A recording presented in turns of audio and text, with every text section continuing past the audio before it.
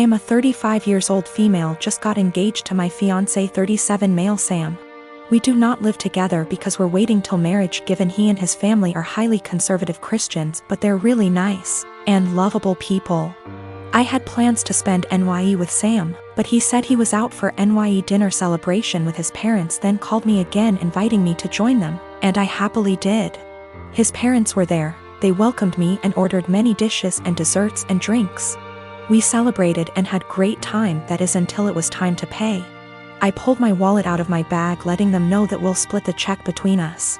Sam mumbled, "No, you don't have to, we invited you," but I insisted. He and his parents then stared at me. I asked what was wrong and both mother-in-law and father-in-law said they didn't have money on them.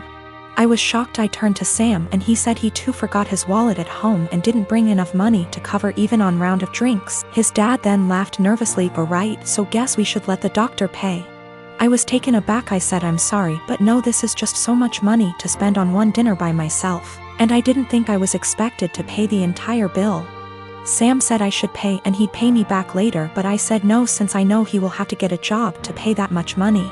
I said, "I'm sorry, but this isn't the first time I've been put in this situation by him and family, where I'm expected to rescue them after they somehow forgot their wallets and expect bothers to pay hundreds for their extravagant dinner." I told them I'll only pay for what I had and that's it. He and his parents were shocked.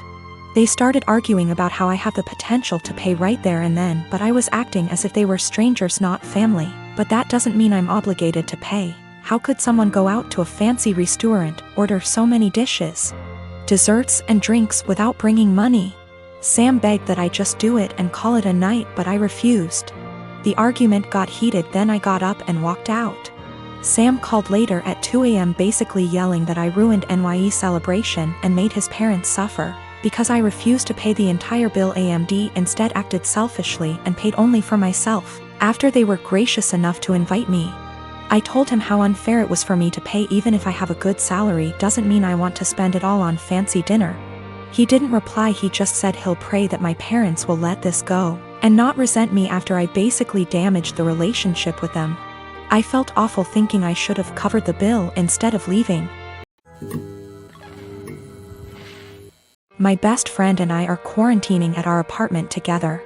She's trans and has had trouble growing her hair out, so she wears wigs. She has some really cute ones in other colors that she wears for fun and stuff. But she has a standard everyday wig she wears most of the time. Lola never got the traditional girly childhood, so we've been making one for her in quarantine. We built a fort in the living room, have been making friendship bracelets, playing summer camp-style games. It's a lot of fun. Last week, Lola mentioned to me that she wanted to start a quarantine diary so that she could document her experiences for future generations. I actually thought it was really cool, and then we got on the topic of journaling and I told her about my first diary. One of those flismy lock diaries that every girl had as a kid. We bought matching ones as part of our Give Lola Her Childhood Back crusade. They took a little while coming in, but we got them on Friday. Saturday night, some of our friends from college decided to do an impromptu girls' night in. Lola was in the shower, so I answered the Zoom without her. Lola is not out to anybody at our college and I respect that. This is her fresh start and she has a right to decide when she wants to come out to these people, if at all. I know I wouldn't 100% trust some of the people at our school with something as personal as this. We were talking about what we've been doing in quarantine and I mentioned that we had gotten the diaries. I said it was for the nostalgia and they wanted to see the diaries.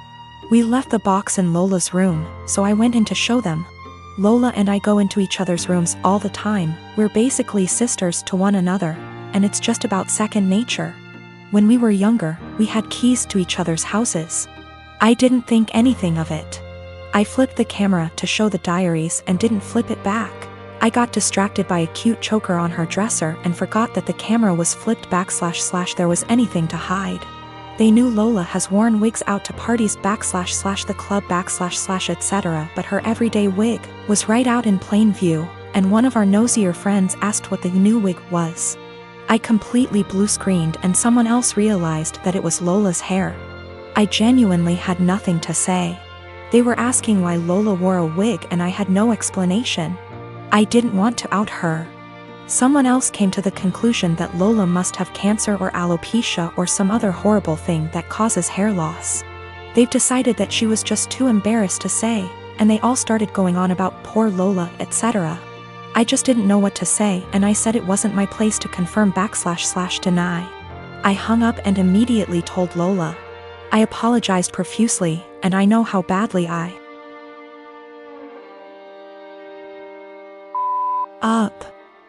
I feel so guilty about it.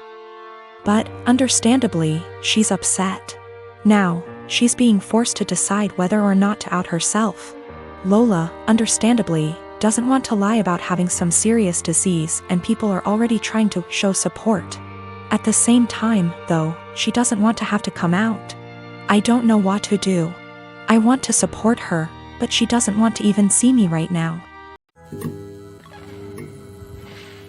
I met this guy about 18 months ago, and we've been together since. He knows about my employment history, and he said that he has no issue with it. Though he did ask me to tell his family the white lie I occasionally use on my CV and stuff, which is that I was a waitress. A month ago we found out that I'm 2 months pregnant. He says this is great news, and we should move in together. I assumed he'd be moving into my place because he rents his far smaller 1-bedroom flat while I own mine. And I have room for a baby's room while he doesn't. Also, I really don't want to leave my flat. It's my flat, I love it, I could see myself living here for the rest of my life. And I don't want to lose the security of owning a flat and have to go back to paying rent or a mortgage each month. However, he then said that he didn't want to move into my place, and said I should sell it and we buy a place together. I said that I like my place, it means a lot to me that I was able to buy it. And it represents years of working my arse off scrimping and saving. He then said that he understands all of that. But we should be living together by the time the baby comes, and he didn't want to live in my flat.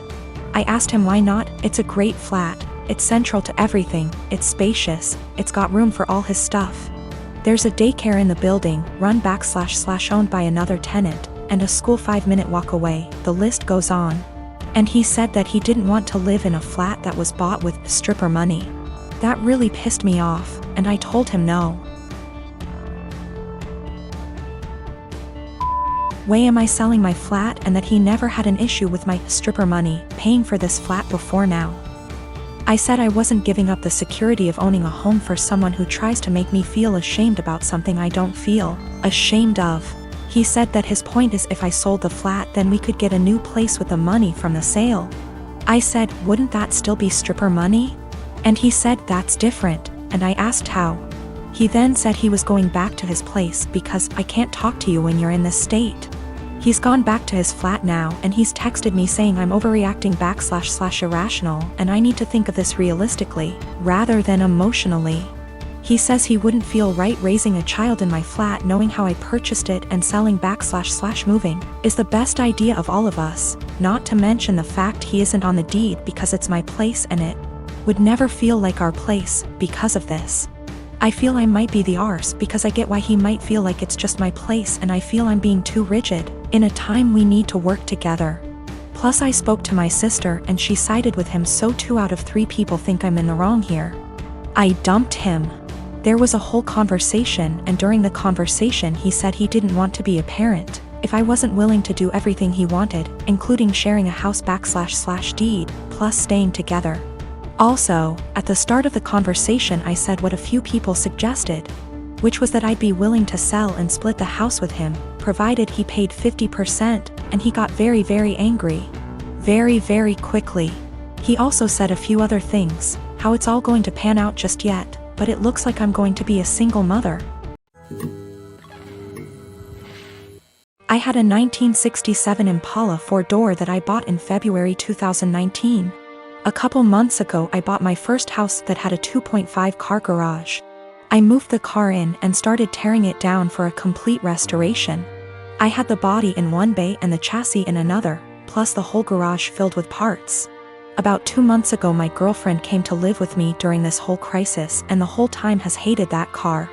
She wants to park in the garage, but I have 2 acres of land with a lot of nice places to park under shady trees, or hell, even in the barn if it has to be inside.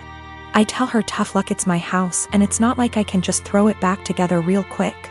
Anyways, I was out of town for a couple days on a business trip for the small local company I work for.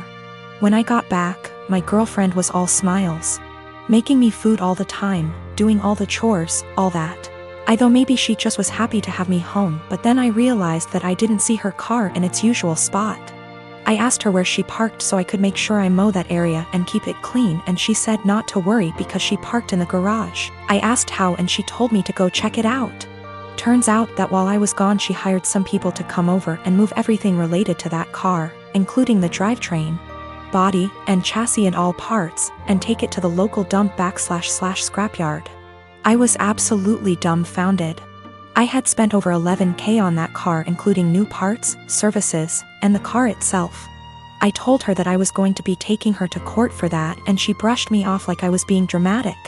I told her that it's done between us and to pack her things and leave.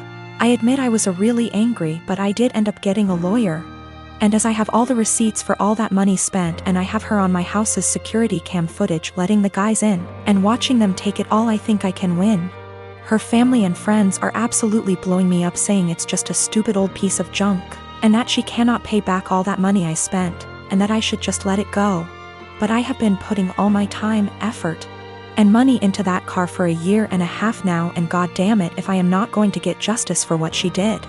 I got a call from her mom about 20 minutes ago, and she told me that I was ruining her daughter's life over a stupid car. I told her she ruined her own life. I've been gathering documentation and stuff, and I'm about to head down to the police station and file a report, as suggested by Lots here. Went to the police station last night, was told to come back in the morning. Just got back and filed an official report against her for grand larceny and grand theft auto. I showed them all the receipts I had for the car and the footage of her letting the guys come and take it, as well as the title for the vehicle in my name. They said they will be in contact with all 3 parties, me, XGF, and junkyard guys, soon, and they will hopefully be able to recover some or all of the car. Just have to wait now. The junkyard guys apparently were in the middle of hiding it when the police came to ask them questions. It was on a forklift, and they were gonna put it on top of a pile of cars that was hidden behind more piles of cars. They said it was theirs and they had the title, but obviously didn't have the title for it, and since they matched the VIN on the chassis and body to the VIN on my title, it was obviously mine. I know at least one person there has been arrested. I think he was in the camera footage I talked about earlier, but if it was the boss or whomever, or even his specific charge. They also told me they would be looking into this specific junkyard for any other vehicles reported stolen. They said they haven't been able to get in contact with my ex just yet, but they're working on it. I'm just so glad they found my car. Luckily, I made quite an album of pictures detailing me tearing down the car, and so I can use that to prove what parts they had were mine, so I can hopefully get most or all of it back. Police haven't let me take it back home yet, as they say it is evidence or something, so hopefully I can get it back eventually. Thank you all so much for the support and advice.